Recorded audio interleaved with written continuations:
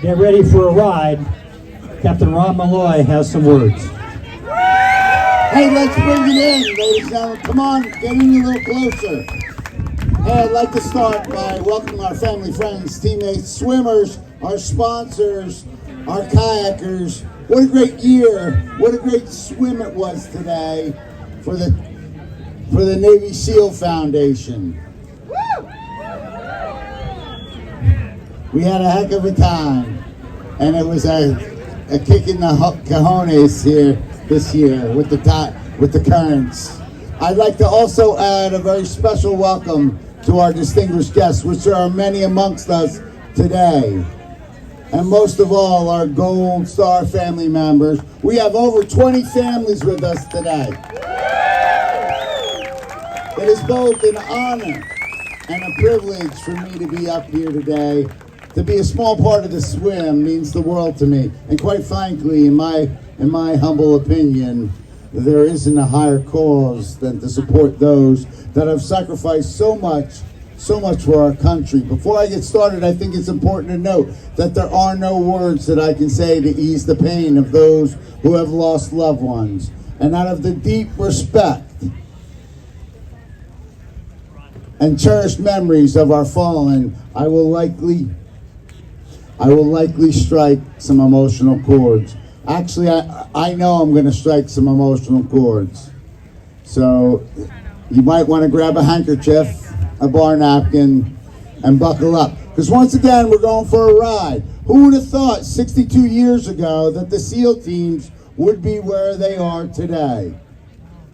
In those 62 years, not only have we earned the nation's trust as the military's most elite fighting force, but we have shaped the fate of America in so many ways. With our admirals, our governors, our senators, our congressmen, our astronauts, our industry leaders, our novelists, and our chancellors, our lawyers, doctors, professors, and teachers, and law enforcement officers. Ladies and gentlemen, the list is long and it's strong. So as we get ready to celebrate the 15th Tampa Bay Frogman swim and the 23 years of the Navy SEAL Foundation and all the goodness that goes along with that, I thought I'd ask for a few moments of your time to highlight some of our rich Frogman and teammate heritage.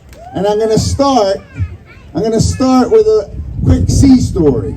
A sea story about the father of Naval Special Warfare, Mr. Phil Buckaloo. It was January 1944. The seas off Normandy were calm and cool.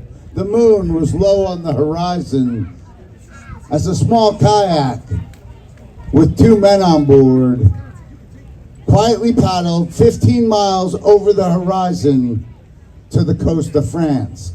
On board was Lieutenant Junior Grade Phil Buckaloo and a fellow sailor. As they approached the coastline, they could see the German gun emplacements. They could see the German foot patrols. They precisely timed the patrols, silently paddled ashore, hid their kayak, and began their beach recon, which included taking samples of sand to determine the beach's trafficability for a landing that would change the course of history for centuries to come.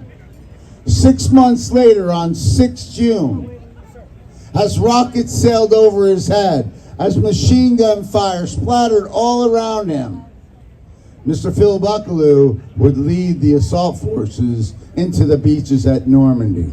For his heroic actions, he would receive our nation's second highest award, the Navy Cross.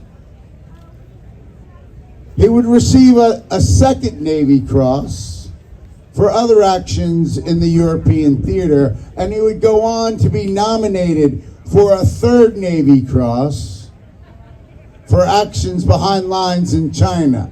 I'm beginning to see, and you should too, why he was sort of dubbed the father of naval special warfare.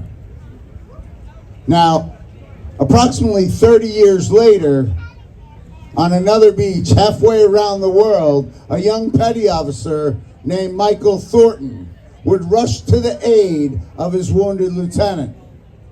In the process, he would end up killing many enemy soldiers and swimming his wounded lieutenant several miles out to sea before being picked up by a naval vessel. Pretty incredible. For his heroic actions, he would receive our nation's highest award, the Medal of Honor. And the man he rescued, Thomas Norris, Terry would also receive the Medal of Honor for a previous action. Now, 30 plus years later, I'm beginning to see a pattern here. I don't know about you guys. 30 plus years later, 4 more Navy SEALs would be awarded the Medal of Honor. By coincidence, 2 of them would be named Michael. Michael Murphy, Murph, Michael Mansour, Mikey, Britt Slabinski, Slab, and Edward Byers, Ed. The Michaels would receive their award posthumously. And Ed and Slab would receive them in person. All the awards were for heroic actions in the most treacherous mountain ranges of Afghanistan or the most forbidding deserts in Iraq. Places that only true warriors and teammates feel at home. Once again, reaffirming our reputation as epic warriors. In the words of Aristotle, just kidding, that's an inside joke between General Fenton and myself. But in all reality, in the words of Ronald Reagan, that's right, you can Google it, it's true. In the words of Ronald Reagan, where do we get such men? Before I try to answer that question, I'm going to say a few words about our fallen and my fellow teammates. And this is where you might want to buckle up a bit. It is our love of nation, our way of life. It's our love for those that we serve side by side. We defend, we avenge, we sacrifice, and we bleed. And we're willing to die for this unique experiment they call the United States of America.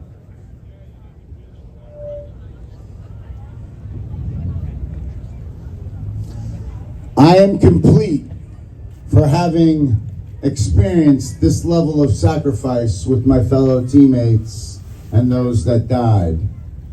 They died for me, and they died for you. They died for countless citizens that will never even know their name. They will never get to experience the cycle of life. They will never get to experience the birth and growth of their children, all because they chose to stand in our place and finish the enemy for us. It's not enough to acknowledge the fallen by name. It's not enough to inscribe their names into marble as proof that they lived and died. In order to truly honor our fallen, we must know how and we must know why they gave their lives. And although every one of their stories is unique in some form, there's one thing in common with all of them. And I'm here to tell you right now that their death was not a random act. It wasn't a splash of misfortune. These men voluntarily placed themselves in harm's way day after day, night after night. Training, combat, doesn't matter. They did that. They were willing and they were prepared to die if necessary. Why? So that we could enjoy our God-given rights, so that our families can sleep peacefully in their beds at night. That's why. These men live by an ethos, a code that few can comprehend. Accepting the inherent risks of their profession and placing the welfare and security of others above their own self. Our fallen didn't get a vote. They executed the lawful intent of our government. There is no political affiliation on their dog tags. And they continued the warrior legacy of the United States without regard for adulation or unanimous approval. The Navy SEALs are not to be mistaken for some Netflix series or some reality TV show. And I can attest that they are definitely not a bunch of choir boys. They have been honed into a machine of lethal moving parts that our adversaries would be wise to avoid if they know what's good for them. They will not back down. They will not be intimidated. They've all seen war. They don't want war. But if you want war with the United States, there's one thing I can promise you. That you will feel the tip of the spear. And somebody else will raise your sons and daughters.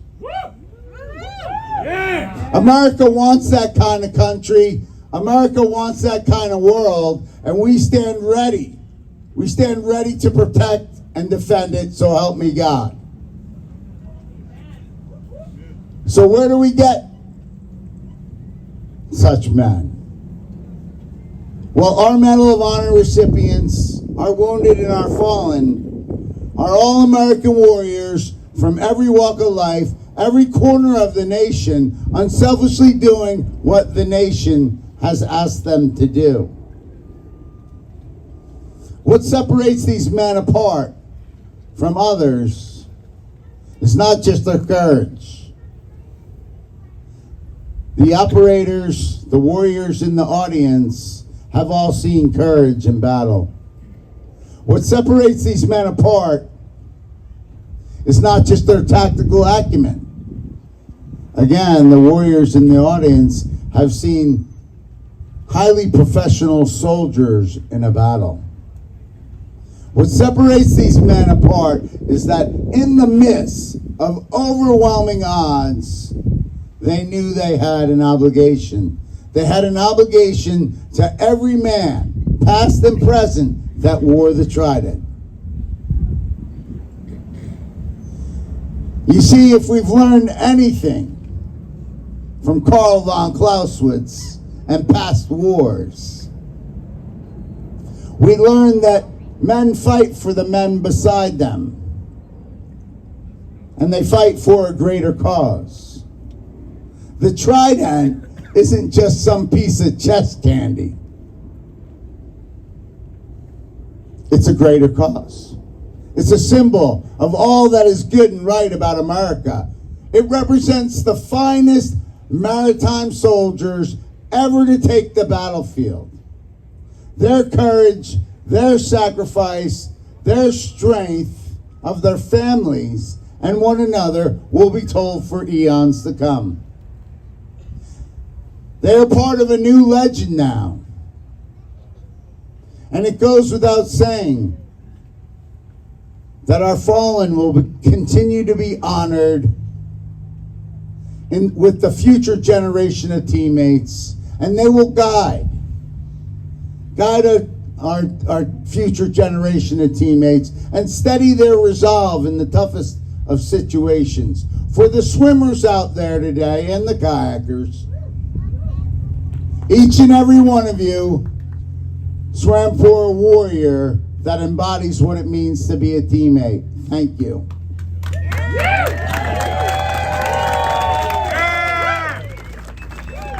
For the Navy SEAL Foundation, Admiral Pybus, John Doolittle, Kurt, our race director, phenomenal. All our volunteers, our families, our friends, my wife Susie especially. We cannot do what we need to do without you. So never underestimate the power of your support. Thank you. For our Gold Star families, our nation owes you a debt of gratitude, and your enormous sacrifice will not be forgotten. I promise you. As I mentioned earlier today, there are no words that I can say to ease your pain, but I do have a huge favor to ask. And I think some of you know what I'm about to ask.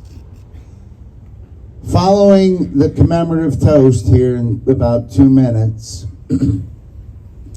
I'm going to ask that you raise your heads slightly higher than normal, and that you laugh and you smile and you tell a story of life, because that's what our fallen teammates would want us to do. Because that's what great nations, cultures, people, families, and teammates do in their finest hour.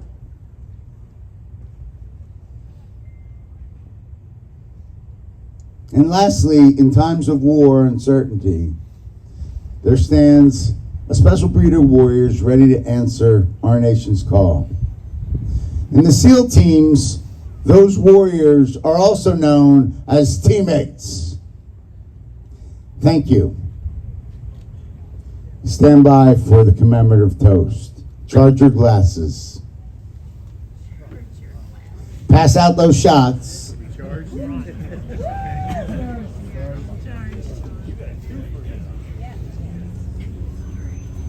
Let's raise them up. May the light perpetually shine upon the fallen. May God protect our first responders and our troops today and every day, especially those in the most dangerous parts of the world right now. And may God continue to comfort our 9/11 families and our Gold Star families. And then may all the rest of us live our lives worthy of their sacrifices. Cheers. Cheers. Thank you.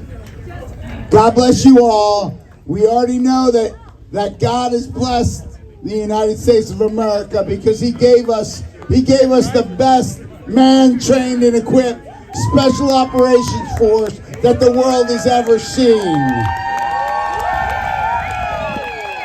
Don't forget to live like Tom. And remember, Terry will go. Love you. Malloy out.